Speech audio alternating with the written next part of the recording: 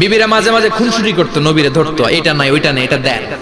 একবার সব বিবিরা টাইট করে ধরছে, ও নবী আয়েশার ঘরে যেদিন থাকেন সাহাবারা বেশি হাদিয়া পাঠায় কেন, আমাদের ঘরে যেদিন থাকেন পাঠায় না কেন? কালকে জুমার নামাজের পরে ঘোষণা দিবেন সবার ঘরে সমান সমান হাদিয়া। বিশ্বনবী বললেন আবু বকরকে সবাই ভালোবাসে, তাই আবু বকরের মেয়ের ঘরে যেদিন আমার ডেট পরে থাকার সময় ওই দিন হয়তো বেশি হাদিয়া পাঠায়, তোমাদের ঘরে পাঠায় না, আমার বলার কোনো সুযোগ। বিবিরা কয় না আপনারে বলতেই হবে। নবী কয় আমি পারবো না, বিবিরা কয় পারবেন।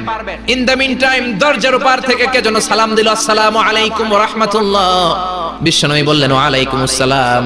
বিশ্বনবী বুঝতে পারলেন সালামটা আমার ওমরের সালাম।